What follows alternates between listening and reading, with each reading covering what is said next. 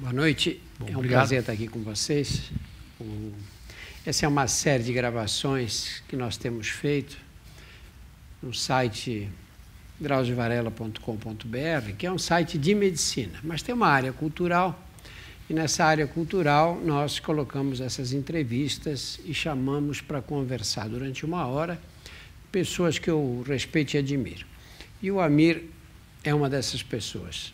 É um brasileiro conhecido por todos e tem uma imagem muito forte do homem que atravessa os mares, né? Solitário. E, na verdade, o Amir faz um trabalho muito bonito e faz muito mais do que atravessar os mares. Você, há 30 anos atrás, Amir, começou com... 30 anos, que idade você tinha? Não vou perguntar. Eu tinha uns 28, 29. Você fez aquela viagem de canoa, atravessar o Atlântico Sul, né? Descreve a viagem assim como aconteceu.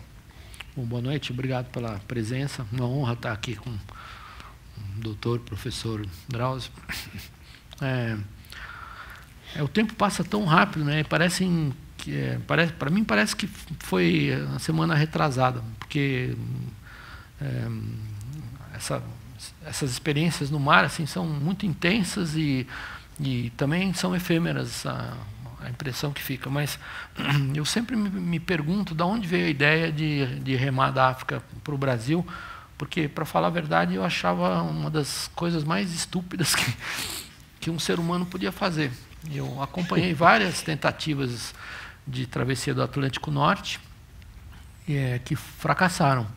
E aquilo, eu nunca gostei de futebol, e na faculdade eu comecei a fazer remo em Paraty, quando eu morei lá quase 15 anos. Eu remava as canoinhas caiçaras e comecei a adorar o design. Eu tinha essa fixação com a propulsão humana. E eu fiquei impressionado que vários caras que tinham desaparecido no Atlântico Norte o fizeram porque os barquinhos capotavam. E aí eu falei, caramba, mas primeiro a ideia não é brilhante, tem tantos meios inteligentes de cruzar um oceano. Mas depois eu fiquei impressionado, pensando, por que ninguém pensou em fazer um barco melhor? E foi aí que surgiu a ideia de fazer um barco encapotável. E no final, depois de algum tempo, um engenheiro aqui de São Paulo um dia soube que eu queria fazer esse barco. Eu tinha tentado falar com ele não me atendia, ele trabalhava lá no IPT, na USP. E quando eu consegui falar com ele, ele falou, olha, não vai funcionar o seu barquinho encapotável. Você tem que ter o contrário, você tem que ter um barco que não fuja do problema. Se o problema é capotar, o seu barco tem que ser desenhado para capotar. Você vai sair com ele da África e virar capotando que nem um alucinado até o Brasil. E eu achei que ele estava brincando, mas ele estava falando sério. Assim nasceu um barquinho muito marinheiro.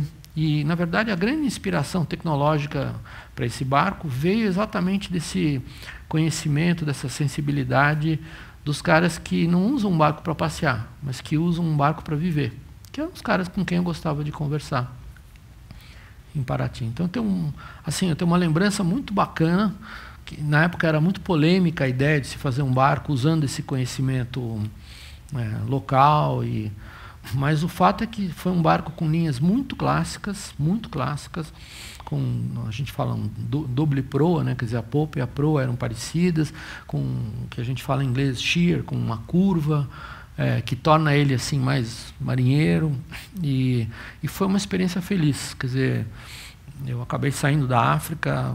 De que lugar da África? Eu saí de um lugar para onde a gente vai com as nossas 3 meninas agora, daqui a alguns dias. Lá, nós vamos para a Namíbia, e na Namíbia tinha uma cidadezinha chamada Lüderitz, e eu acabei saindo de Lüderitz. Eu escolhi a cidade de Lüderitz por razões técnicas, em função das correntes. Era o lugar onde tinha os ventos mais fortes no continente africano, que se afastavam do mar. E eu sabia que o grande desafio não era vencer o Atlântico, o grande desafio era me afastar da África. Normalmente os ventos litorâneos, por exemplo, no Brasil, eles vêm do mar para a terra. E a África tinha um único ponto onde os ventos saem da terra em direção ao alto mar. No alto mar não há grandes problemas. O problema era conseguir me distanciar da África. E descreve um pouquinho como era o teu dia a dia. Você saiu com o barco sozinho? O meu dia a dia pode parecer assim um pouco, porque a cápsula onde eu dormia era um buraquinho com 80 centímetros de altura e 1 metro de largura, onde eu tinha todas as coisas legais do mundo lá. O problema foi meu dia a dia antes da viagem. Durante os 2, 3 anos de preparação foi um inferno até conseguir chegar no barco físico. Eu não achava construtor. Eu era assim, eu tinha uma reverência enorme pelo Flório, que era um dos maiores especialistas no Brasil de madeiras. E o Flório me deu um cano. Ele disse que ia fazer o barco. Eu paguei para ele. Ele não fez. Ele me recomendou um projetista argentino, maravilhoso, só que o cara era alcoólatra, eu não sabia. Cada vez que eu ia voltava para Paraty, ele falava, me traga uma cachaça da cabeça. Eu falava, mas pelo amor de Deus, a cabeça tem 70 graus. 70% de álcool. 70% de álcool. Por favor, 5 litros. E cada vez que eu chegava lá toda semana, tinha acabado a cachaça da semana anterior. Depois foi a burocracia para chegar na África. Depois, quando eu cheguei na África, o barco foi preso. Então, foi uma sucessão de desastres, onde tudo dava errado. Tudo que podia dar errado, dava muito mais errado do que eu podia imaginar. E, no final, remar foi uma das coisas mais... Assim, foi minha alforria o dia em que eu consegui a licença para sair de Lúderes. E foi um dia errado, com tempo ruim, com mau tempo, com frio, um monte de dúvidas, uma insegurança terrível. Mas tudo que eu tinha que fazer dali para frente, na minha vida, era fazer força com os braços, escolher uma rota estratégica. E daí para frente, essa rotina virou um prazer.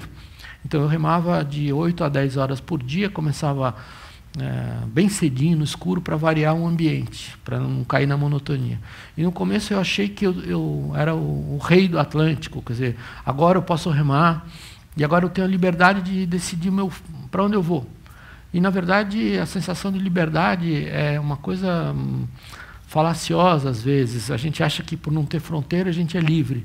E quando a gente não consegue identificar uma fronteira, é que a gente se torna escravo das não fronteiras. Então, no começo eu podia remar 20 horas, e às vezes remava 20 horas num dia. No outro dia você faz uma compensação psicológica, fala, ontem eu fiz muito mais do que eu devia, hoje eu vou fazer só 8. E no outro dia eu falei, imagina, em 2 dias fiz 28, hoje eu vou fazer nada. E aí você cai, você de repente fica à deriva. E a grande luta no começo foi contra o tempo, que não passava. E quando eu resolvi, de brincadeira, e depois virou sério, adotar uma legislação trabalhista, ter um número de horas por dia para fazer, a viagem começou a render. E aí eu comecei a gostar de organizar o tempo, de tentar definir as horas que eu tinha que fazer. E daí para frente fui construindo uma rotina. Eu não sei se você concorda, mas eu acho que a rotina, a gente não gosta da palavra, nem de rotina, mas a rotina é uma necessidade biológica do ser humano. Assim, quer dizer, a gente precisa comer a intervalos mais ou menos regulares, fazer as nossas necessidades em intervalos regulares, e beber água, essas coisas. E quando eu achei que liberdade era fazer tudo em qualquer hora, esse período foi ruim. Amir, uma viagem como essa, quantos dias durou a viagem no total? Durou 100 dias e 6 horas. Por isso que deu o livro depois, né? Mas você tem que fazer um planejamento muito bem calculado, não é? Para ter os víveres, para ter a quantidade de água certa, enfim, tudo o que for necessário para cumprir essa jornada, né? As pessoas na época que me ajudaram, assim, ficaram impressionadas com o grau de detalhamento, mas eu mergulhei por dúvida. Eu não sabia como resolver o problema da alimentação. Desidratado é mais leve, mas não adianta levar desidratados para 100 dias se eu vou ter que carregar do outro lado a água para reidratar, a conta logística não fecha. E aí eu pensei, caramba, eu tinha que tentar encontrar um tipo de alimento que fosse hidratável com a água do mar. E não são muitos, porque a concentração de sal no mar é alta. Então, o purê de batata funcionava, o arroz pré-cozido funcionava, mas algumas coisas não funcionavam. E assim, aos poucos, eu fui me despindo um pouco do que eu achava que tinha que ser, e fui procurando pessoas que entendiam muito de cada assunto específico. E uma das coisas interessantes é que naquela época não tinha as membranas de osmose reversa para dessalinizar a água do mar. e não tinha GPS. Então, um dos... É verdade. Você se orientava como? Pela direção, pela bússola? Não, é outra coisa interessante. A bússola no mar não serve para absolutamente nada, porque você pode seguir o apontamento de uma bússola para lá e as correntes podem estar te jogando com um vetor lateral de 80, 90 graus e a resultante é completamente fora. Então, eu tive que aprender a fazer astronomia. Agora, fazer astronomia, quer dizer, você medir a altura dos astros para conseguir uma posição num barco que balança muito, onde o horizonte está muito próximo, porque o barco é muito baixo, é muito difícil. E isso exigia uma habilidade que eu não tinha. Então, eu estudei meses a fio, a astronomia, e como conseguir me posicionar no barco para tentar corrigir os problemas mecânicos de um sextante. Por exemplo, a folga do micrômetro é numa direção em que você roda ele e é outra na outra direção. Quer dizer, é a ciência da aproximação do improvável. Você vive sempre tentando administrar os erros e tentando minimizar. E uma posição, para mim, demorava às vezes 3, 4 dias para conseguir calcular ela com um erro de 100 e poucos quilômetros. Então, foi uma coisa interessante. Quer dizer, eu naveguei com exatamente a mesma tecnologia que navegadores do século 17, 18. Por outro lado, eu percebi que a ignorância em relação à posição era psicologicamente um fator positivo. Por quê? Porque às vezes é bom você não saber minuto a minuto, ou segundo a segundo, aonde você está, quanto você está progredindo. O excesso de conexão, o excesso de informação é ruim. E eu cito o caso de uma remadora na França, poucos anos atrás, que atravessou o Atlântico Norte, de Nova York até Brest, e ela chegou em Brest, acho que era na segunda-feira, a 15 milhas. E aí começam aquelas coisas que eu detesto, né? Midiáticas, patrocinadores nojentos, e a imprensa, que também se torna nojenta. Qual é o dia da chegada? E aquele tratamento heróico. E, de repente, veio um vento e soprou ela 30 milhas para fora. Aí vem a família, marca a data do evento da chegada, e ela está indo de novo, e volta, e outro vento joga ela para trás. Aí ela avança de novo, chega a 10 milhas de distância da França, vendo o lugar onde ela tinha que chegar, aí dá outro pé de vento e arrasta, porque ela tinha um GPS, que dizia minuto, e depois de 6 dias desse vai e vem, ela desistiu. Quer dizer, ela fez uma travessia do Atlântico Norte, e olhando para o porto de Brest, ela desistiu. E eu tive a felicidade de ser ignorante. Então, várias vezes durante a viagem, eu devo ter voltado 2, 3 dias para trás, e eu nem sabia disso. Eu tinha cumprido a minha obrigação, estava feliz. Eu era um funcionário remador do meu projeto. E para dormir? Enquanto você dormia, o barco ficava de que jeito? Fica à deriva, e esse era outro privilégio, porque eu sabia já que num barco à vela, por exemplo, hoje a gente vai para a Antártica com as meninas, é muito estressante, é muito mais estressante, por incrível que pareça, do que remar, porque os barcos são rápidos, o mar nas latitudes calmas tem trânsito, um trânsito terrível de navios, lugares onde você encontra um navio a cada 60 segundos, e nos lugares onde a gente vai tem gelos. E aí eu não posso dormir mais que 45, 50 minutos nunca, semanas a fio. Então eu tenho esqueci o nome agora, como sono polifásico, eu acho. Eu pratico essa história do sono polifásico, mas eu detesto, eu gosto de dormir. E no barquinho a remo era uma felicidade. Eu me matava fisicamente nos remos, em várias etapas ao longo do dia, mas eu dormia 8 horas que nem um rei. E o barco, nessas 8 horas? Nessas 8 horas... Ia para onde bem entendesse? Para onde o mar mandasse. E eu não sabia se ele me mandava para trás. Para trás, várias vezes eu devo ter perdido. Tudo que eu ganhei em 14 horas de remo, eu devo ter perdido. Mas é impressionante, porque hoje, eu acho que eu gosto hoje de acompanhar no sistemas de navegação, adoro fazer cartografia na Antártica, a gente está fazendo agora de regiões não cartografadas, onde a gente descobre novos atracadores. Eu acho que hoje eu viveria uma ansiedade que tornaria talvez impossível a viagem. Eu teria, meu Deus do céu, estou remando para frente, estou indo para trás, eu tenho que mudar alguma coisa, eu tenho que acelerar o remo, e aí eu acabaria desistindo, acho. Quer dizer, você tem essa viagem de 100 dias, você não tem ideia de quantos desses dias foram perdidos? Vários. Mas é parte da vida, a gente não ganha sempre. Essa cultura americana de the winner, you are the loser, você é perdedor. Eu detesto isso. A vida é feita de ganhos e perdas e a gente tem que se esforçar para tirar o melhor partido. É um equilíbrio psicológico grande para passar tantos dias solitários num ambiente inóspito, em que a tua vida corre perigo o tempo todo, não é? Eu acho que o equilíbrio psicológico é necessário, mas, por outro lado, eu acho que qualquer ser humano tem esse equilíbrio. Quando você lê os relatos dos sobreviventes de guerra, quando você vê situações de pessoas que caíram em uma roubada diabólica, de ficar pendurados num penhasco, assim, eu acho que é da natureza do ser humano, independente da crença que ele tenha, tentar sobreviver. E eu duvido eu tenho certeza que qualquer pessoa sentada aqui, se fosse colocada num barquinho no meio do Atlântico, se esgoelaria até o fim para chegar no Brasil. Então, se fosse colocada, você disse bem, né? Não é qualquer pessoa que montaria uma loucura dessa. Bom, esse talvez foram as minhas falhas, assim, como eu digo, é uma ideia brilhantemente estúpida, né? Então, mas uma vez que você embarca nela, não tem como voltar atrás. Então, acho que o momento mais mágico da viagem para mim foi o meio do Atlântico, quando todo mundo falava, putz, agora o cara tá ferrado, porque não tem socorro de um lado, não tem socorro do outro. E foi o momento onde eu me senti mais, eu pensei, muda a tua visão, uma experiência como essa. Eu falei, caramba, eu nunca tive tão perto dos amigos do Brasil e dos amigos da África como agora. Por quê?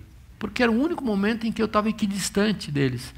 Quando eu passasse desse momento, eu estaria mais distante da África. E eu queria muito isso também. A África foi um peso para mim, eu queria muito me afastar da África. Então, é uma experiência interessante. O dia mais alegre da minha vida foi o dia em que eu cheguei no Brasil, mas não porque eu tivesse vencido o Atlântico.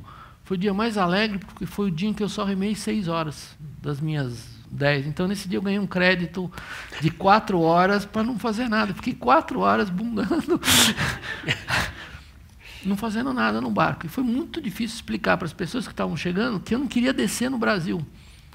E eles gritavam. Os primeiros radioamadores que chegaram umas tias libanesas, alugaram um saveiro e apareceram. Só que eles estavam a 11 horas de Salvador até o lugar onde eu cheguei, e estavam vomitando bilis, assim, era uma cena tão dantesca, né? Ver a família celebrando e todos vomitando.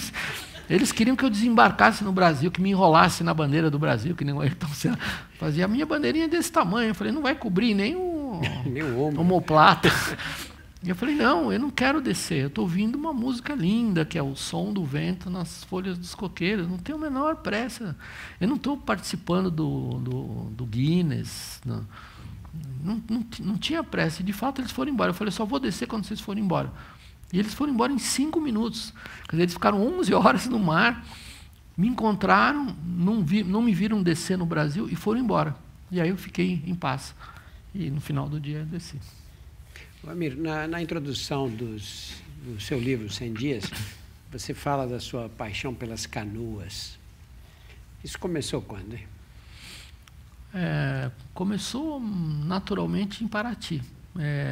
Eu gostava muito de sair pela Bahia, quer dizer, eu sei que eu batizei todos os barcos, falta de criatividade total, mas batizei todos de Paraty. Mas eu tive vários inspiradores, né? O Tabarly, por exemplo, na França, todos os barcos dele se chamavam Penduic, que é o nome de uma avezinha. E aí, assim, eu gostava de tentar entender, porque quando eu era muito pequeno eu percebia a diferença do design das canoas de pontos diferentes da Baía de Paraty. Então, as canoas de cerco tinham um design, as canoas de pescalula tinham outro. As canoinhas de Guapuruvu eram levinhas. Guapuruvu é uma madeira fraca, branca, mas ela não dura muito, mas é muito levinha, dá para você subir na costeira e trazer a canoa embaixo do braço. E aí eu comecei a entender que cada pedaço da Bahia tinha um design diferente, e de repente eu fui percebendo que quando eu ia para o Rio de Janeiro, para Cananéia, para Santos, Ubatuba, as canoas ubatubanas são feias de morrer, são bojudas. Mas ela tem uma razão para aquele bojo. As canoas baianas têm um lançamento absolutamente surreal, quer dizer, elas têm um lançamento de proa e popa de quase 3 metros em balanço, mas também porque eles têm o raio do vinhático, que é uma madeira maravilhosa. As canoas da Amazônia que você rema pela proa e não pela popa. Para a gente é impossível em Paraty remar uma canoa pela proa, ela não sai do lugar. E aí eu fui assim me interessando por esses... E aí eu fui descobrindo que os velhos pescadores falavam das canoas com 2 panos, 3 panos, 5 panos, e que isso já não existia mais. E assim, quando eu tive a minha primeira canoinha aos 10 anos, que, para minha sorte, eu me apaixonei por uma canoinha que era icônica em Paraty, que era uma canoa do Mané Santos, que era um grande mestre canoeiro.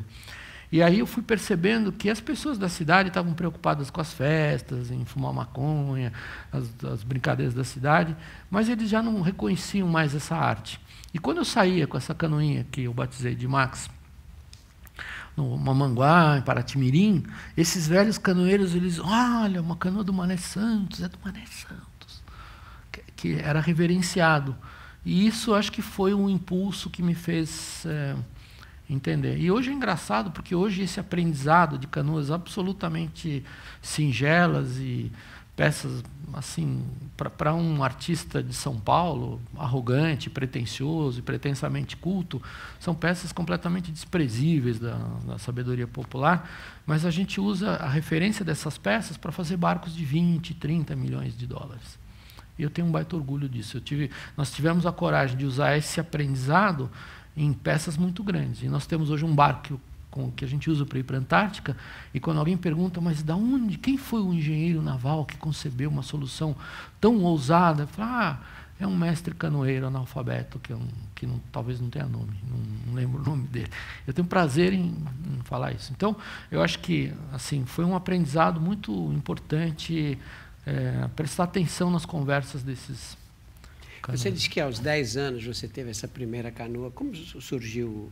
Seus pais são libaneses, não é? Meu pai era libanês, era um homem visionário e pouco responsável, não era um empreendedor. E minha mãe era o contrário, ela era uma artista sueca que se apaixonou pelo Brasil, e ela era completamente destituída de valores materiais. Então, meu pai era um patriarca em casa, que gritava, mandava. A gente morava numa casa, 80% da casa eram as acomodações dele, e nós 4 filhos e minha mãe morávamos na periferia da casa. E meu pai não dava dinheiro para minha mãe, embora ele fosse um homem, foi muitas vezes muito rico e muitas vezes não, mas ele dava um salário mínimo para ela. E ela falou, que ótimo, então vou fazer os meus vestidos com as cortinas. E cortava as cortinas e fazia os vestidos. E ela estava sempre de bom humor. Ela tinha um bom humor assim, absolutamente único. Ela era invencível pelo bom humor que ela tinha. Não tem comida? Seu pai está convidando? Vamos roubar. Vamos no supermercado roubar comida? Minha falei, mãe, pelo amor de Deus, não. Então, assim, eu aprendi muito com essa versatilidade. E ela era completamente destituída. Ela era amiga do mendigo que pedia esmola aqui perto do Conjunto Nacional, onde começou essa livraria. Era a livraria onde começou a Livraria Cultura.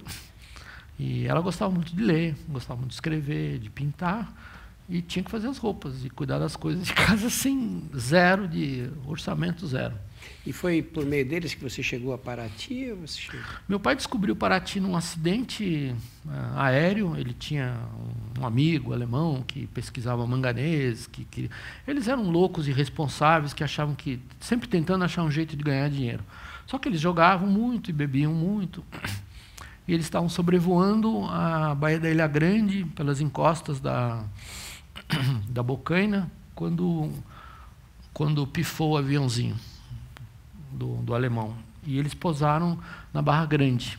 E aí o alemão quis tentar salvar o avião, fazer decolar de novo, e ficou lá 3, 4 semanas trabalhando. E meu pai pegou uma mula e foi para Paraty. E Paraty, nessa época, não tinha conexão rodoviária. E ele se encantou, uma cidade que não tinha polícia, que tinha uma riqueza muito grande, que estagnada no tempo. As famílias tinham tanta vergonha de ver suas casas ruírem que davam as casas para um forasteiro que aparecesse, só para que ele não fizesse com que ela não caísse.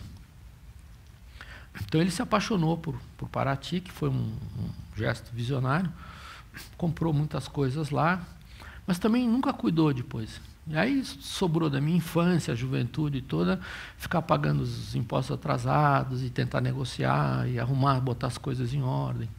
Então a gente vivia assim com uma espécie de liberdade muito grande, mas com um ônus muito grande de arrumar as coisas. A casa nossa estava sempre quase caindo. E a gente criou até uma expressão, família, nossa, olha uma casa clink. Que era sempre uma casa que está com musgo na parede, a porta está caindo, mas ainda dá para morar lá dentro. E disso eu acho que surgiu um desapego material. E para ele, assim, ele não tinha a menor cerimônia de perder patrimônio em proporções assim indecentes em números financeiros, às vezes por uma disputa filosófica. Ele também não tinha apego, embora ele fosse um ganhador de dinheiro, digamos, ele não tinha esse apego, assim, para ele o importante é que, imagina, uma praia tem que ter face norte, praia sul não presta. Então, ele não comprou nenhuma propriedade que tinha praia para o sul. Um lugar tem que ter água. Qual é a maior riqueza do homem? É o banco. E aí ele brigava assim, ele tinha discussões filosóficas. Imagina, mas você tem 5 bancos, não tem água na sua propriedade, não tem água. Tem que ter uma nascente. E assim, às vezes ele comprava, mas pai, esse lugar não serve para nada. Pelo amor de Deus, vamos achar um lugar que possa produzir, nós precisamos pagar as contas, tem oficial de justiça na porta de casa. Ele falou, meu filho, tem água e floresta, o que precisamos mais? Então ele tinha uma visão assim, completamente... Morreu com que idade? Ele morreu conversando comigo com 80 e poucos anos, estava fisicamente muito bem. Me chamou uma manhã em casa, que eu ia fazer uma viagem e a chuva era tão forte, saí de casa às 4, aí já não morava mais em casa, saí às 4 da manhã, e ele morava na Paulista, e num prédio que foi ficando decrépito. Ele ficou um penúltimo morador, foi, sabe? Ele me liga para eu passar lá e começa a falar de números e negócio. E aí ele morreu segurando as minhas mãos, assim como ele falou que ia fazer. Ele teve uma briga um dia com outro morador desse prédio, ele falou, só saio daqui no caixão. E saiu no caixão. Cumpriu. Nesse dia eu tirei ele de casa no caixão. Então, assim, aprendemos muito com ele, foi uma convivência difícil, porque a gente não podia errar. Ele não soube que eu ia atravessar o Atlântico. E um dia, o Luiz Carlos Ramos, do estado de São Paulo, que era um amigo, que foi pondo umas notinhas, me deu vários conselhos, assim, falou, amigo, não deixa essa história virar uma coisa de recorde, dessas palhadas, porque você vai ter muitos problemas burocráticos na Namíbia. Ele cantou a bola. Tenta conduzir isso como se fosse uma experiência científica. E um dia ele soltou uma notinha, brasileiro, não sei o quê, vai fazer uma experiência de sobrevivência da Namíbia. Ele leu, sou sempre o último a saber. Você não entra mais nesta casa. Só que 2 meses depois, os radioamadores, na época não tinha telefonia satelital, descobriram ele, um dia ele entrou no rádio, eu falei com ele, com aquele chiado, que era muito emocionante, né? Hoje você fala com um celular satelital, irídio, né? Não tem graça nenhuma. E aí ele falou comigo, grandão, ele me chamava de... Que Neptuno te proteja. Dramático. Ele tinha um jeito assustador de falar, ele tinha um poder da palavra, era um homem que tinha uma oratória assustadora. Ele não era empreendedor, nunca escreveu, mas ele escrevia perfeitamente em 8 idiomas, era uma coisa impressionante. Assim, mas ele tinha o dom da oratória. Ele era capaz de derrubar uma fileira de exército com a palavra. Assim, ele tinha a capacidade de ofender mortalmente ou de enaltecer. E a gente morria de medo dele. Então, tudo que eu fiz, todas as viagens foram escondidas dele até que ele morreu. Foi quase um alívio. Foi, ufa. Nossa, agora acabaram as broncas, agora a gente pode falar bem dele, porque conviver com ele era duro. No momento você achou que podia morrer, que podia acontecer? O tempo inteiro você sabe que basta um mínimo descuido, você morre. E o gozado é que não é nos momentos de tensão. Nos momentos de tensão, o que eu falei para você, o instinto de sobrevivência prevalece e a gente luta para... Qualquer um luta, mas é nos momentos calmos. Às vezes você vai fazer xixi na borda e você sabe que se você tomar um tropeção e cair na água, com uma liso, o barco está andando a 3 nós, eu não consigo nadar a 3 nós, são 6, 7 km por hora, o barco vai embora, eu não vou estar em pânico, não vou estar machucado, vou estar boiando com colete, vou sobreviver umas 30, 40 horas até entrar em desespero, hipotermia e morte. E essa deve ser a morte mais terrível de todas. Então, o tempo inteiro você sabe que uma falha, um descuido conduzem à morte. Eu sempre gosto de dizer que a gente enxerga, a gente fica amigo da veinha da foice, que a gente vê ela o tempo inteiro. Até conversa com ela lá, amassando alho para fazer um arroz. Não sei. Mas é curioso, não é? Porque esse tempo todo você lidando de frente com o perigo dessa maneira, não causa um estresse? Você não... Causa. Mas eu acho que, assim, também trabalhar no Bradesco causa estresse. Né? Sabe, se o cara que é gerente, ele é pressionado, metas, o chefe dele, assim, é um estresse igual. E talvez você não concorde minimamente, mas eu acho que o estresse, de certa maneira, às vezes ele é necessário. Um motor importantíssimo. É um motor, é um estimulador. Assim, não era a glória que me estimulava, a fortuna, a realização pessoal, vencer o Atlântico, entrar no livro. Assim, era o estresse. Não posso errar, não posso machucar o barco, custou caro para fazer.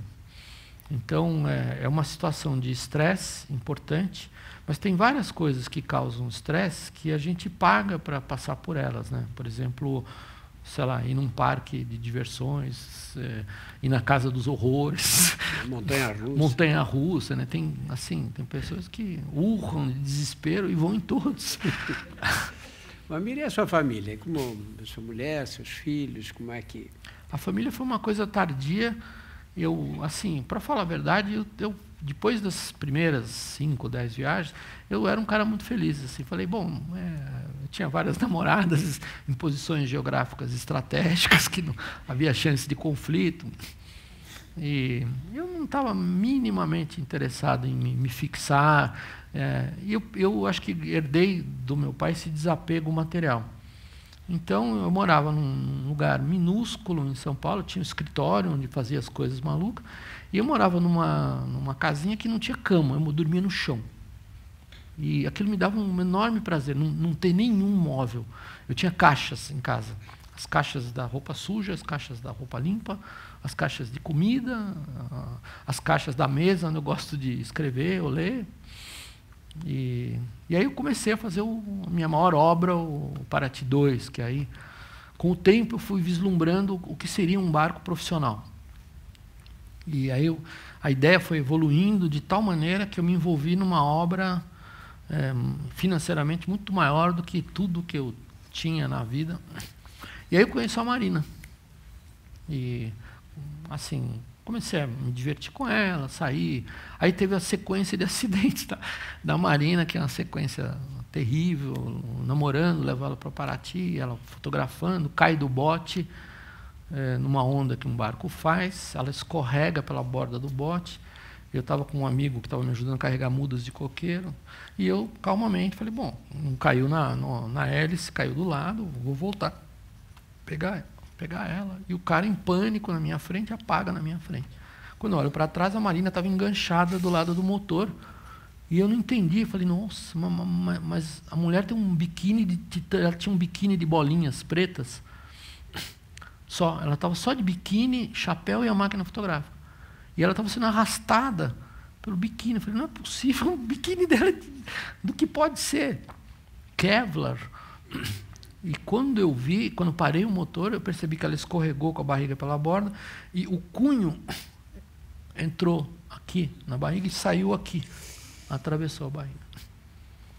Aí quando eu fui puxar ela, o cara que quase apagou lá, o Ralph, ele estava em pânico, porque ele viu ela ser perfurada pelo cunho e ela estava tentando... Que comprimento tem o cunho? O cunho é um T de metal grosso, não é afiado, é uma coisa grossa, um tubo de alumínio grosso, redondo, só que bateu com tanta violência que perfurou e afastou como se chama, o couro, só que não perfurou nenhum órgão importante, simplesmente entrou aqui e saiu aqui, e descolou a gordura dela para dentro. Então ela nem estava sangrando muito quando a gente parou. O problema é que eu estava tão apavorado, assim, eu não sou muito forte com coisas médicas, e eu só queria tirar ela de lá. Aí eu me ajoelhei na polpa, agarrei ela e puxava, e o coitado desse cara gordo, que tinha tomado umas caipirinhas, estava meio tonto, ele gritava, não, para. E eu falava, desgraçado, me ajuda, que eu não estou aguentando, me ajuda. E o barco afundando a traseira e eu puxando. Aí que eu entendi que ela não só tinha perfurado a barriga, como ela deu uma volta, fez uma laçada. Como era um T, ela estava laçada lá. Aí eu tive que pôr ela na água de novo e virar o corpo dela sobre a parte da barriga que estava enganchada. E aí doeu. Bom, aí Santa Casa, não sei o quê. Aí na outra semana a sogra nunca mais deixou eu ir sozinho com ela, estragou o prazer. Aí eu errei a manobra de aproximação da casinha lá onde eu morava. E eu estava tão nervoso, porque a mãe da Marina foi lá de sapatinho da cidade e não queria molhar o pé. Ela foi me irritando tanto que quando chegou na praia eu tinha o hábito de bater o barco na areia para as pessoas poderem descer no seco. Eu errei a velocidade, o barco bateu em alta velocidade e a mãe da Marina saiu voando. E aí foi uma tragédia coletiva. Foi uma sequência de acidentes. Bom, aí quando eu estou fazendo o barco, uma das coisas assim que me capturou definitivamente... Desculpa, mas ela ainda assim deixou a Marina casar com você? No final ela deixou, porque... E aí, quando eu comecei a fazer o barco, a minha conta era absurda. E aí eu falei, bom, eu falei, Marina, eu não posso casar, porque assim, eu não tenho nenhuma casa para morar, e eu não consigo ter vontade de comprar assim, eu não consigo achar bacana uma Ferrari, um helicóptero, patrimônio. Assim, eu gosto de ter experiência, não consigo, não tenho apego pelas coisas, sabe? Eu acho tão ridículo o cara que curte andar de carrão, assim, não vou ter carrão, eu não vou ter casa. Eu não tenho, agora na minha cabeça, não, mas então eu vou economizar e comprar uma casa. Aí, um ano depois, a gente continuou namorando, e eu consegui vender a casa do escritório. Falei, não, tá, a menina quer casar, vamos. Quando eu consegui vender a casinha do escritório, aí um dia eu fui todo contente, falei, Marina, tem dinheiro, vamos comprar uma casinha, a gente pode casar. Ela falou, não, você vai acabar o barco. E quando ela falou isso aí, eu falei, putz, não é qualquer mulher que... Achei a mulher da minha vida. Falei, essa mulher eu quero. E aí a gente casou, e aí eu acabei o barco. Quantos filhos, amigo? Não era para ter filhos, mas de repente veio as gêmeas, aí depois das gêmeas, elas vieram junto com a obra do barco, foi uma obra complicadíssima, né, porque o estaleiro devia muito, então foram anos muito difíceis financeiramente. No meio de uma das crises financeiras, eu resolvi fazer uma volta ao mundo ao redor da Antártica com o velho barco.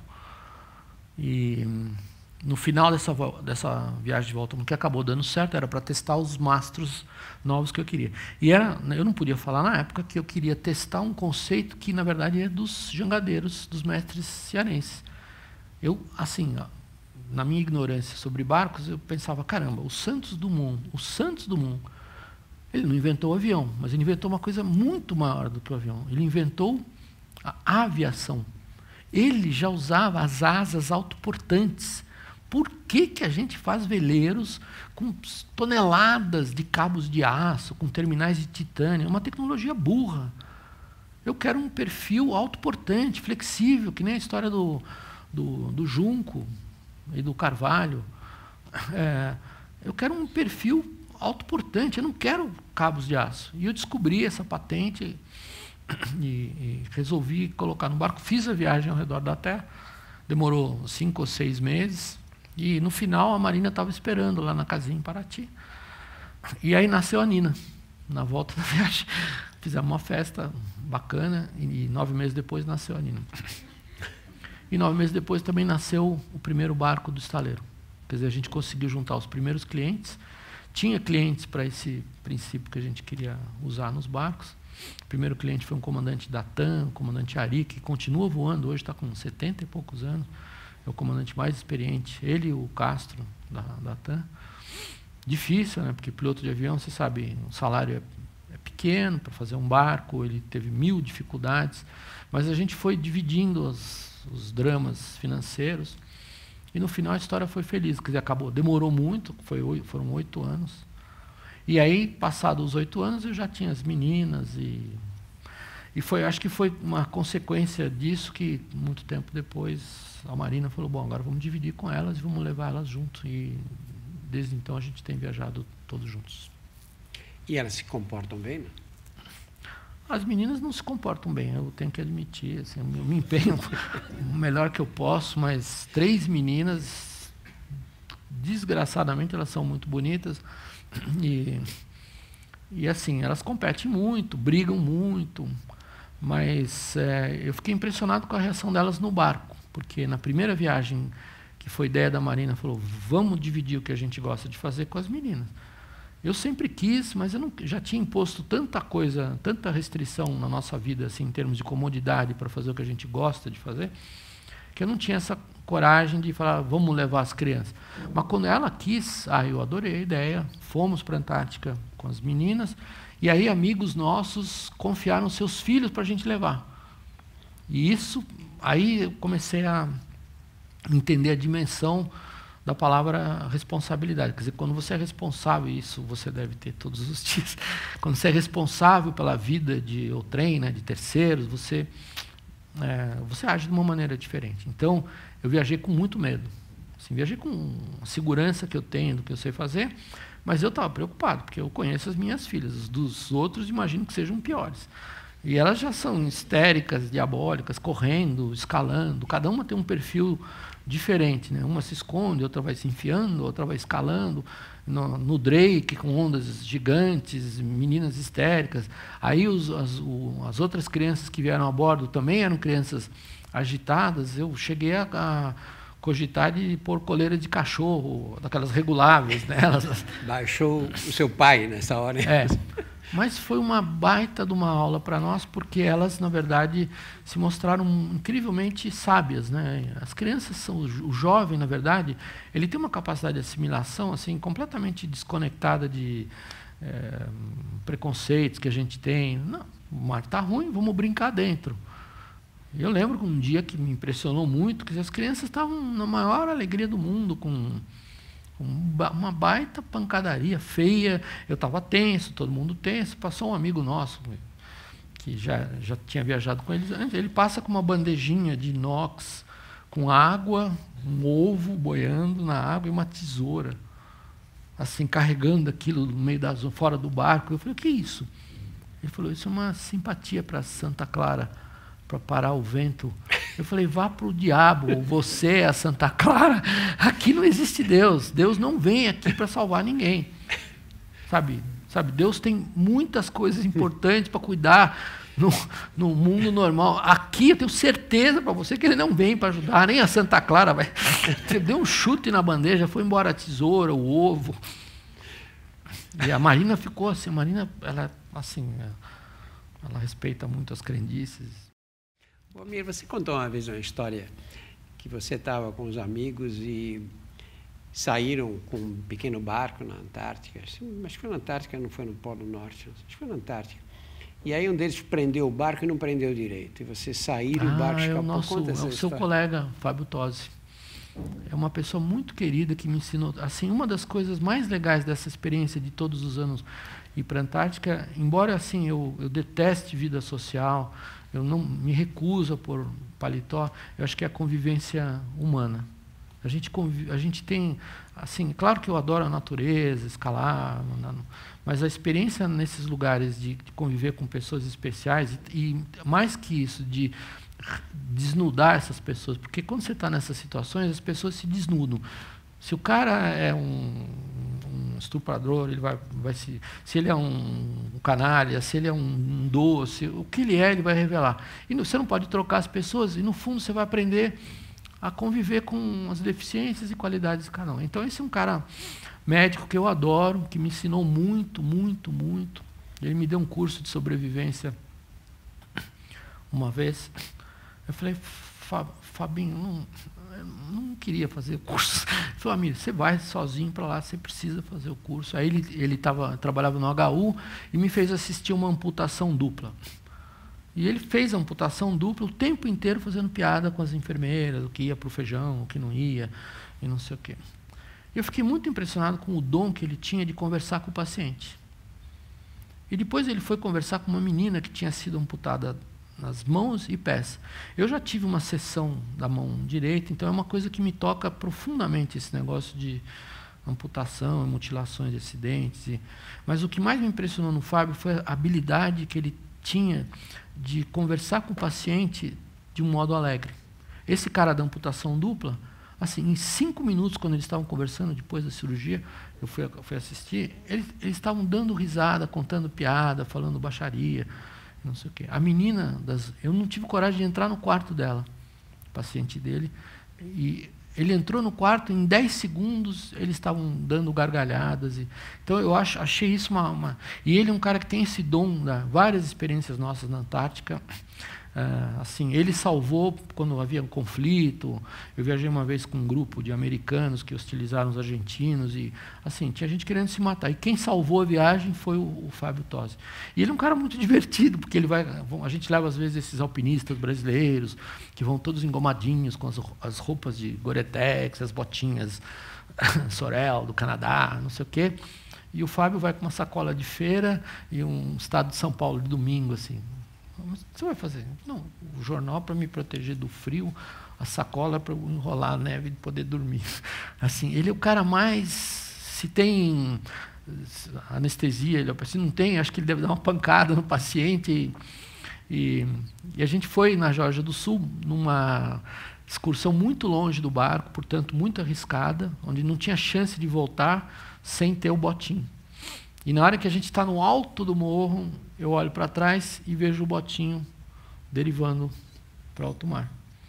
E eu sabia que nós 4 morreríamos sem o botinho. E aquilo me deu acho que devo ter feito uma expressão tão violenta de raiva. Quem foi o incompetente? Porque eu perguntei, a âncora está firme? Alguém falou, está. O cabo está amarrado no barco? Está. Só que alguém tinha desamarrado o cabo para usar a ponta para outra coisa. E eu acho que bateu uma culpa no Fábio. E ele é tão divertido e tão proativo ao mesmo tempo, que ele, quando ele olhou a minha cara de bronca, assim, ele desceu correndo o morro, desceu correndo, atravessou uma colônia de pinguim-rei, e a gente lá de cima foi olhando, mas o que ele vai fazer? Não tem como chegar lá. O barco estava longe. E ele foi chegando na praia, ele foi tirando o casaco, a roupa, o macacão, a bota, uma meia, a cueca. E, de repente, ele bateu o primeiro pé na água e fez... Ah! Afinou a voz dele. E aí a gente não conseguiu não rir lá de cima. Ele voltou para trás e pulou na água gelada e foi nadando até o barco. Nu. Nós temos as fotos. De todos os ângulos, são maravilhosas as fotos. Quer dizer, eu posso chantagear ele quanto eu quiser o resto da vida com essas fotos. E como é que ele resistiu? Porque a temperatura estava... Foi muito inteligente, assim, é incrível como numa hora dessas, às vezes um cara é brilhante. Se ele tivesse pulado na água com as roupas tinham um sistema de flutuação, ele levaria muito tempo para nadar e chegar no bote. Ele chegaria no bote, seguramente, mas ele chegaria ensopado, molhado, e a gente tinha um longo percurso numa exposição extrema de frio até chegar. Congelar. Ele ia congelar na volta. Não tinha vento nesse dia, tinha sol, mas no bote, para voltar, 2 horas de botinho, a gente ia congelar, porque são 30, 40 km por hora de vento. Então ele foi muito inteligente. O frio que ele ia passar, o mesmo, pelado, o vestido ia ser o mesmo. Então ele pulou pelado, subiu no bote, gritando, deu partida no motor de popa, jogou o bote na praia. Aí ele deitou nas pernas. Nesse meio tempo a gente desceu e aí já a gente vestiu ele. E aí ele estava com roupa seca. Secou, fizemos uma massagem nele e rimos. Mas se ele não tivesse tido esses expedientes, tinham ficado. A gente provavelmente... Eu acho que a nossa indecisão nos teria assim, matado, né? Porque Então, assim, é um ambiente interessante onde as pessoas revelam qualidades incríveis. E eu adoro, que eu estava falando sobre a experiência de convivência dentro do barco. Por exemplo, a gente tem um amigo que é o cara, assim, parece até exagero da minha parte, mas é um amigo que apareceu um dia no escritório, e ele é um cara esquálido, que tem óculos grau 12. Eu não conheço na Terra ninguém mais desastrado e frágil do que ele.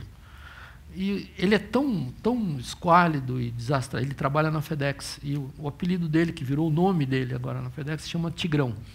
Eu não sei por que eu dei esse apelido para ele de Tigrão, mas porque ele parece tudo no planeta menos um tigrão. Mas ele é um cara de uma boa vontade tão infinita, de uma dedicação tão grande. É o melhor tripulante do planeta em cima de um barco, apesar de só fazer desastre. Então, assim, ele não consegue dar um nó direito, ele desce 2 degraus, cai no 3º. Mas é uma pessoa maravilhosa. E eu acho que, ao longo dos anos, a gente foi colecionando um grupo de pessoas assim. Quando você vê eles reunidos, muita gente de fora fala, nossa senhora, essa tripulação vai dar desastre, ninguém pode voltar vivo. E como é que você seleciona essas pessoas? Eu não sei dizer, Drauzio. Eu acho que é uma dádiva que a gente faz, porque é uma atividade, no fundo, eu acho que quem olha e começa a acompanhar se apaixona. Então é difícil. Se eu tivesse não sei, acho que se eu tentasse colocar uma metodologia de seleção, não sei se funcionaria. Então tem é uma coisa de parte a parte. Também não é que a gente seleciona, ou eu seleciono, ou alguém se candidata mostrando o seu lindo currículo. Tem várias pessoas muito mais experientes do que eu, que são importantes a bordo, médicos, por exemplo, que têm habilidades náuticas, velejadores ultra experientes, que na prática eu sei que não funcionariam tão bem quanto um cara que nem o Tosi ou o Tigrão, por exemplo. Ou o Igor, né, que foi um moleque que infernizou a nossa vida numa das viagens para a Antártica com um barco grande, e ele queria ir junto de qualquer jeito. Ele foi contratado pela HP para instalar uma rede num computador que a gente não conseguia. E ele infernizou a minha vida, me leva. E eu falava, filho, para, termina seu serviço. Eu estou com a conta negativa, faltam uns 5 dias para ir embora, eu não aguento mais, termina o seu trabalho. E ele, então, mas você me leva? Eu falei, ô Igor, pelo amor de Deus, você tem 18 anos de idade, namorada única, filho único, gordinho, nunca pisou num bar, não tem um calo na mão. A namorada dele dava Momô, ele fofô, Momô, aquilo me dava urticária. Momô e fofô, aqui não, por favor. Não, Momô e fofô longe, pelo amor de Deus, muito longe. E aí, para me livrar dele, eu falei, olha, filho, se você me ligar todas as semanas durante um ano que vem eu levo. Ele ligou e eu levei. Contra a vontade. Falei, caramba, vou levar o moleque, o gordinho. Né? E se comportou bem? Foi o melhor tripulante que nós tivemos até hoje. O melhor.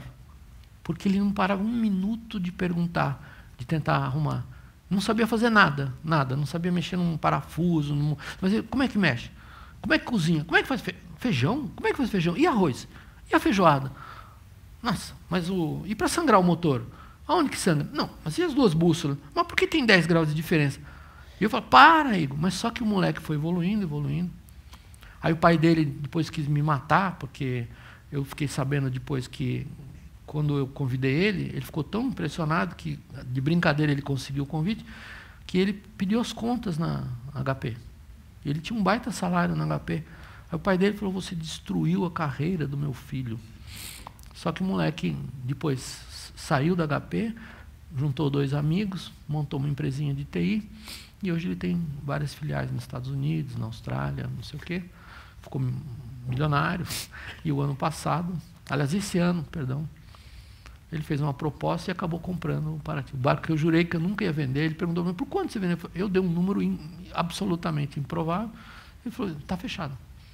E aí não tive como voltar atrás. Assim, é um cara, eu respeito muito a palavra. Virou navegador. é um baita navegador. O ano passado, ele fez uma viagem para a Antártica, que é também icônica. Ele fez uma viagem completa, com todos os percalços, problemas, passando pelas Falklands, pelas Malvinas, passando pela Patagônia, passando pelo Uruguai e Bacia do Prata, onde ele teve problemas de mau tempo, fez a Terra do Fogo, fez a Península Antártica, voltou para as Ilhas Falkland, das Falklands foi para a Geórgia do Sul, que é assim, ninguém consegue fazer isso numa viagem só. Pior, ele fez isso com 2 caras que não tinham experiência nenhuma, e fez 45 mergulhos técnicos com mix de gás. Eu conheço vários mergulhadores profissionais que trabalham com Cousteau, o Lawrence, o Arman. Nenhum mergulhador profissional consegue fazer numa temporada mais de 40 mergulhos. Ele fez 45 mergulhos e aí resolveu casar com a mulher dele na Geórgia do Sul. Levou ela, pegou ela em Port Stanley, nas Falklands, levou ela para a Geórgia do Sul, casaram lá. Então, assim, e voltou para o Brasil. Então, ele, apesar de ser um cara muito jovem, ele tem uma experiência. Aí o nosso amigo Júlio Fiade, que fez 4 tentativas de ir para o Polo Sul a pé, contratou o Igor para ser o suporte terrestre. Então, o moleque hoje tem uma experiência polar no platô antártico, que eu não tenho e provavelmente nunca terei, que é única no mundo. Todo mundo que vai fazer alguma coisa muito fora da caixa chama o Igor. Ele vai desenvolver o sistema de comunicação, ele vai não sei o quê, e pior, ele cozinha, veleja, limpa, conserta, desentope, arruma privada, conserta a bomba. Ele faz o circuito. Nesse momento, ele deve estar no meu barco, desmontando a mastração, ou limpando o sistema de esgoto, alguma coisa terrível. Valmir, e você, depois dessa primeira viagem de canoa, como foram as outras? Que aí eu me encantei porque eu fui obrigado a interromper a minha atividade profissional, quer dizer, estudei economia, fui trabalhar num banco, era uma coisa muito chata, o dia a dia, mas também foi muito gratificante descobrir o que eu não queria fazer. A experiência minha no Banco Mercantil Finasa foi uma das mais importantes da minha vida. Eu fiquei lá, não me lembro quantos anos, mas chegou um ponto em que eu falei, por dinheiro nenhum do mundo, mesmo se for para ser o CEO do banco, o presidente, eu não quero. E aí eu fui morar em Paraty. E depois da viagem, eu gostei da experiência. Falei, puxa vida, eu não sei como, mas eu quero conhecer a Antártica. O Brasil ainda não tinha um programa. Isso foi no final dos anos 80. O Brasil estava fazendo a procura de um local para a base. E aí eu conheci o Rubens Junqueira Vilela, que era um mentor filosófico. Havia um grupo de brasileiros que achava que o Brasil tinha que fazer uma expedição antártica para o polo. Olha a ousadia deles. Até hoje os brasileiros não fizeram isso. E eles procuravam um lugar para fazer uma base. E desse pessoal, desse grupo original, nasceu o esboço do Programa Antártico Brasileiro. E aí eu falei, bom, eu nunca vou poder aderir, eu não sou cientista. O jeito que eu tenho é fazer que nem os franceses, construir um barco no quintal de casa e descer lá para o sul, ver até onde eu chego. E assim aconteceu o primeiro Paraty. E onde você conseguiu recursos para essa viagem? No começo foi muito difícil. Então, o barco começou e eu tive várias idas e vindas. Eu juntava um dinheirinho, fazia um pouco, parava, juntava. No caso da primeira viagem para a Antártica, quando eu acabaria ficando 22 meses navegando, no momento mortal, final do desespero financeiro, eu consegui o apoio de uma empresa brasileira, que era a Aços Vilares. E acho que foi até hoje a única experiência que eu tive com essa instituição que eu abomino, que se chama patrocínio. Mas eu tive o apoio complementar deles, que foi vital para a viagem acontecer, e que foi muito tenso também, porque no meio do processo eu tinha começado a fazer um barco como os franceses, em aço.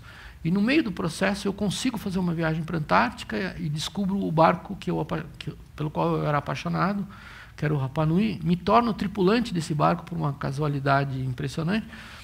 E aí eu percebi que, caramba, o futuro dos veleiros para a expedição é o alumínio. O aço é um material barato de início, mas fica caro ao longo do tempo, tem corrosão, tem que usar tinta, tinta é o componente de manutenção mais caro. O alumínio não. E aí eu decidi fazer um barco em alumínio. Aí eu pensei, caramba, como é que eu vou pedir patrocínio para uma empresa que se chama Aços Vilares para fazer um barco de alumínio? Aí eu falei, bom, eu vou falar que eu vou fazer um barco metálico. Estamos numa empresa que mexe com metal.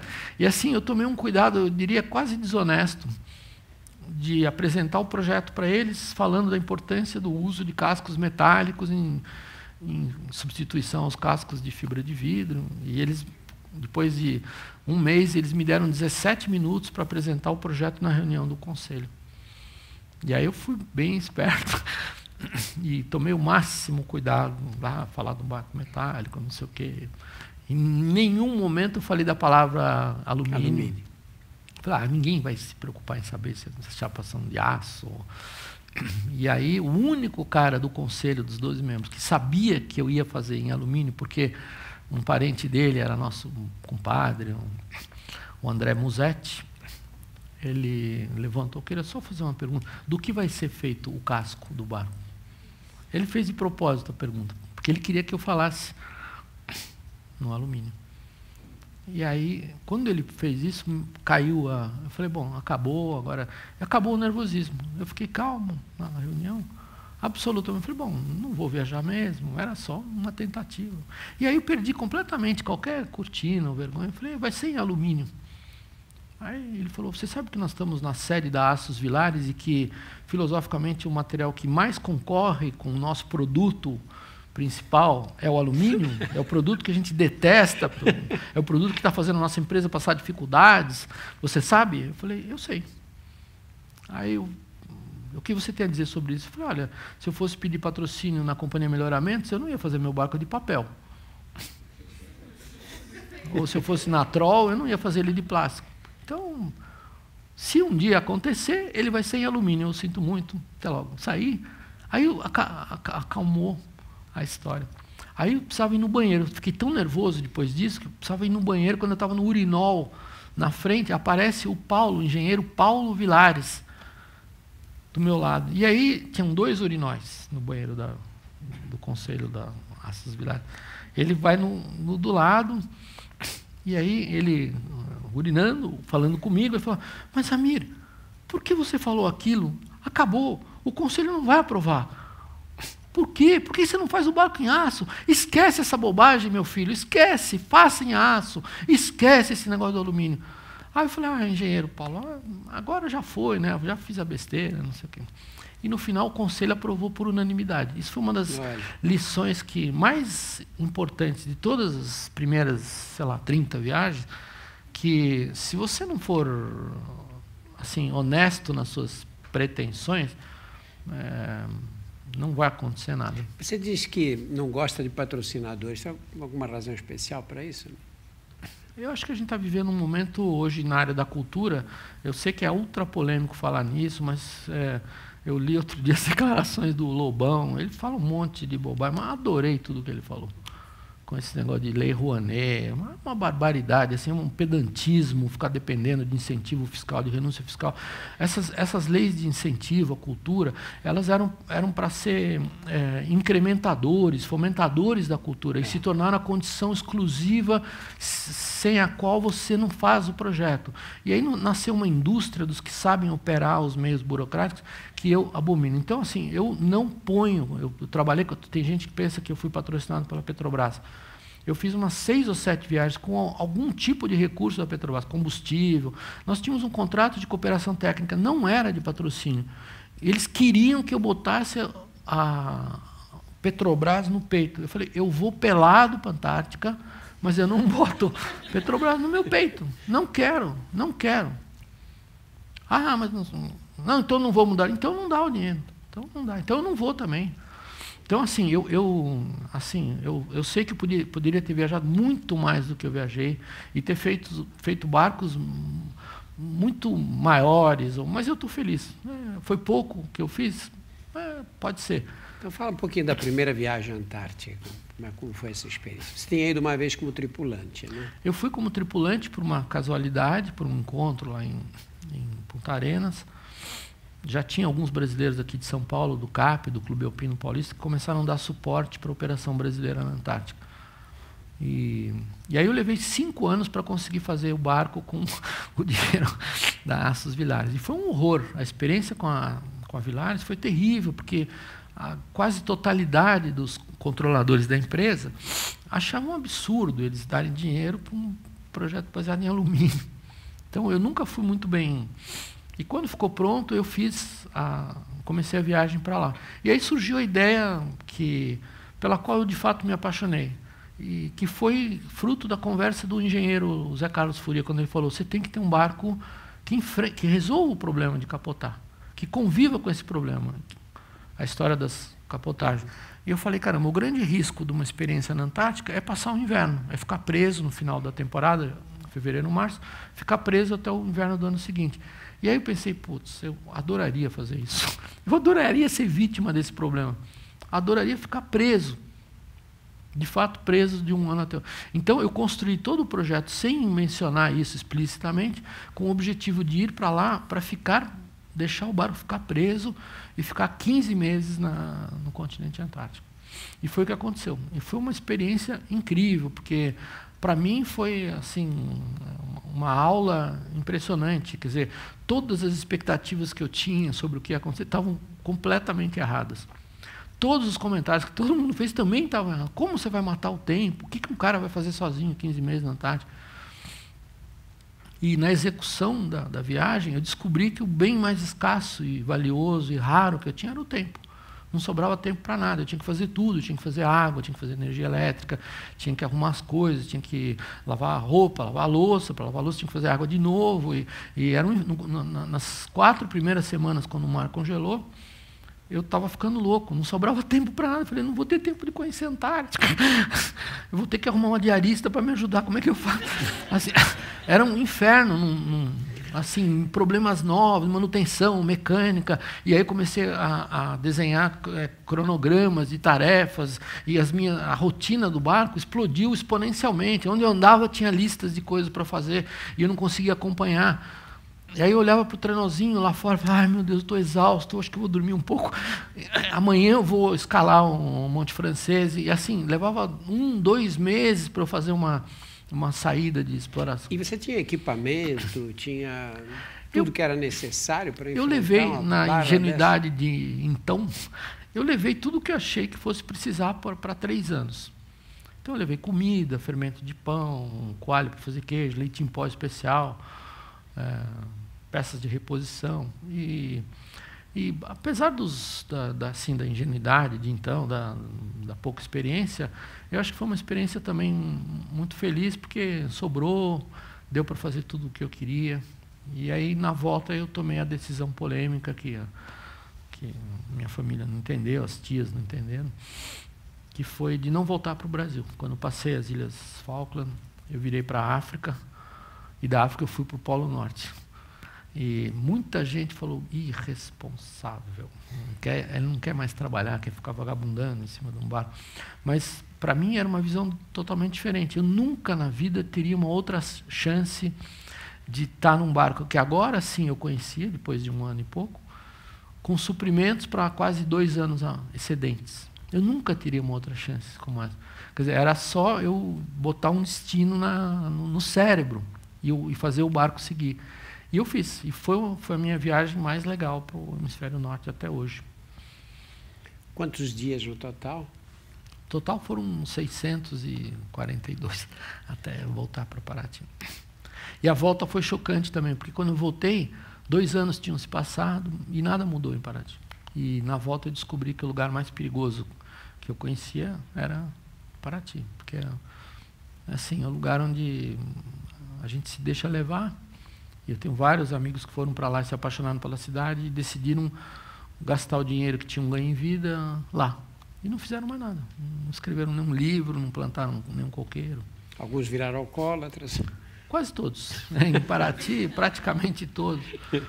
Envelheceram, engordaram, os cabelos se foram e vão mesmo. Mas, assim, eu chamo esses caras de os náufragos de Paraty.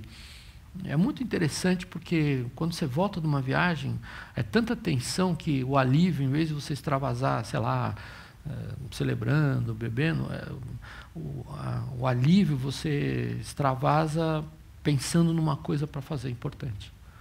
Então eu voltei com a ideia fixa de, assim, eu falei, eu adorei a viagem, adorei. Não foi difícil, foi duro, perdi 20 quilos, perdi as unhas, perdi a sola dos pés, estava meses sem dormir mais de 50 minutos, mas eu estava com vontade de fazer as coisas. E aí, um pouquinho, você perdeu as unhas, a sola dos pés? As unhas dos pés, porque num barco sozinho, o barco anda dia e noite. Naquela época não tinha os pilotos elétricos que a gente tem hoje. Então eu usava um leme de vento que comanda o barco em relação ao vento e mantém ele andando na velocidade máxima. E aí você não pode dormir mais do que 45 minutos.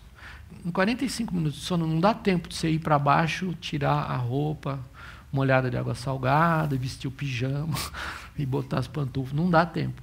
Então você tem que dormir num lugar onde você enxergue o mar e o rumo e o medidor de vento.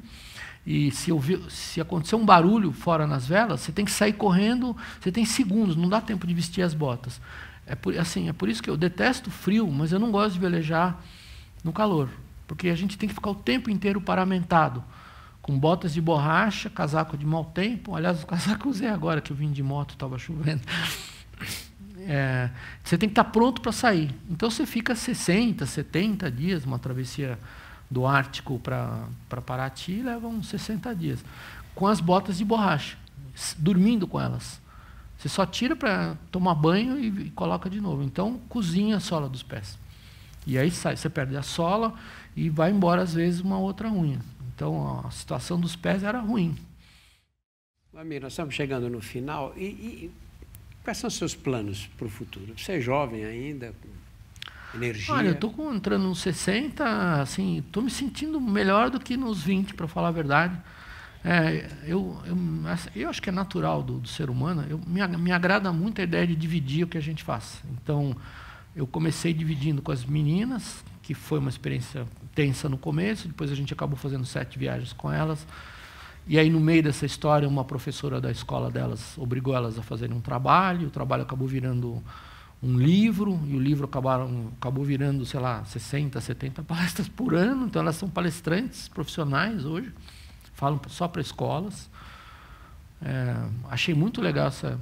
E tive a oportunidade de levar outras pessoas que nunca tinham tido contato com esse tipo de experiência, que eu percebo que voltaram mudadas. Então, a gente está assim... em Paraty eu tenho uma instalação que é muito bonita, que é única, que eu não queria incorporar, assim, eu não queria transformar em um empreendimento imobiliário. Eu adoraria fazer um centro de estudos do meio.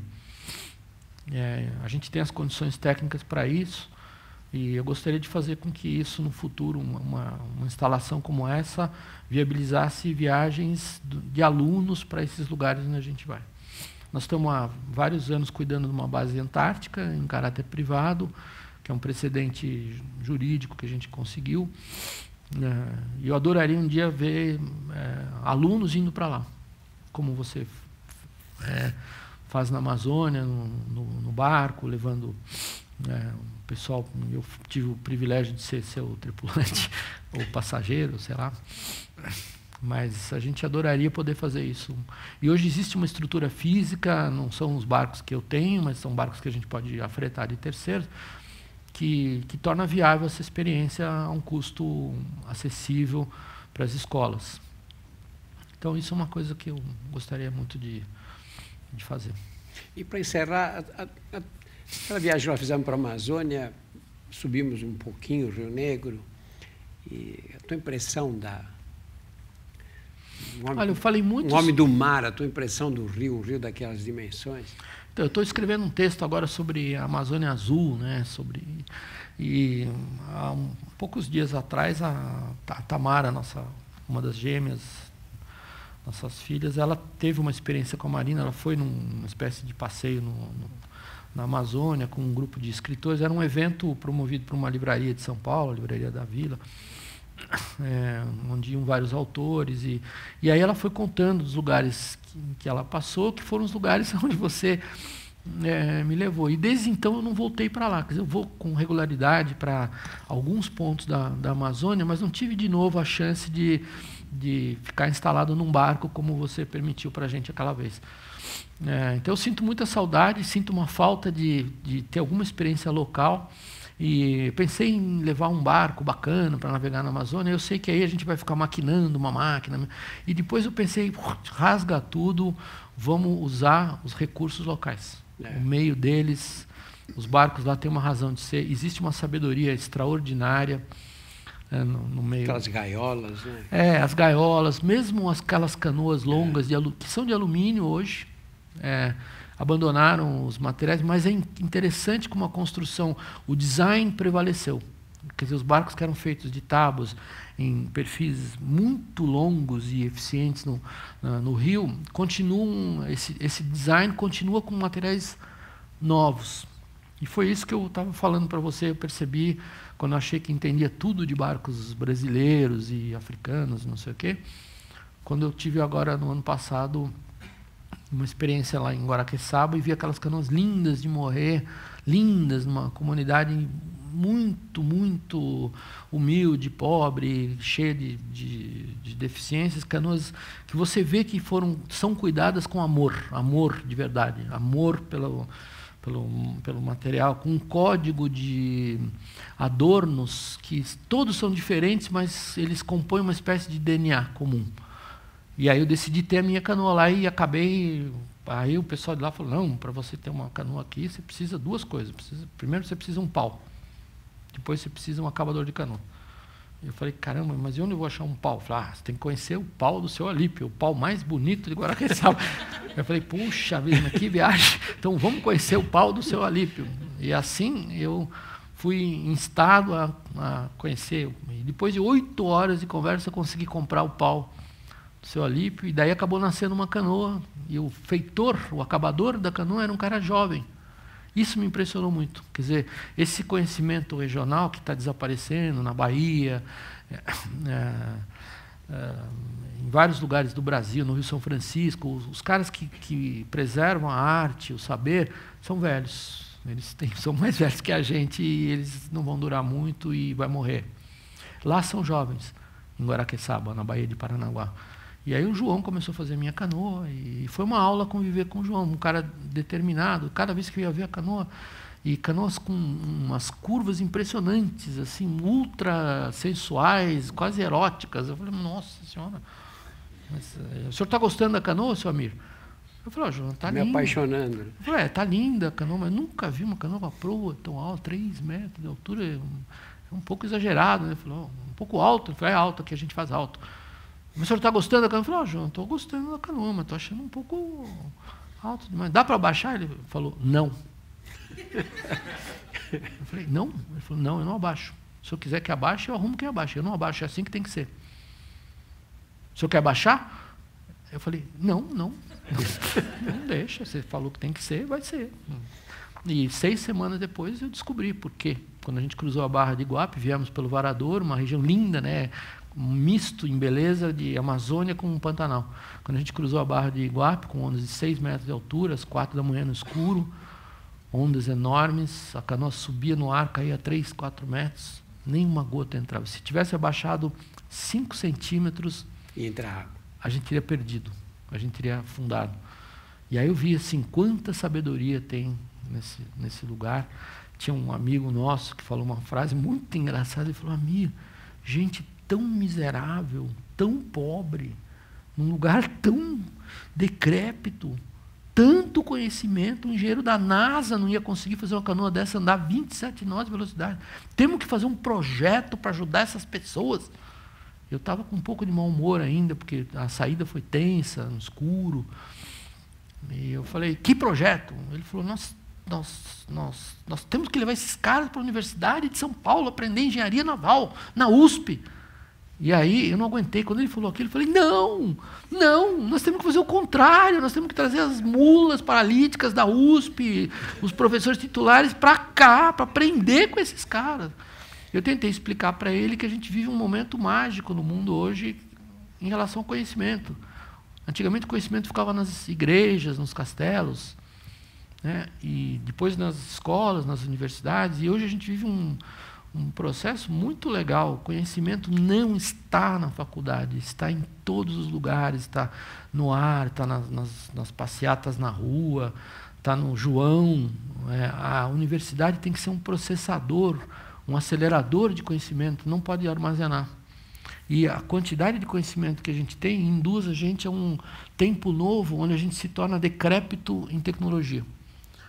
O que eu aprendi dessa história é que tecnologia não são esses recursos televisivos, internéticos. Tecnologia é a capacidade nossa de fazer uso do conhecimento, que diminuiu proporcionalmente. Porque nós temos tanto conhecimento hoje, o uso que a gente faz é minúsculo. Os portugueses, nas suas caravelas gordinhas e ineficientes, eles detinham 100% do conhecimento então disponível, quiçá mais.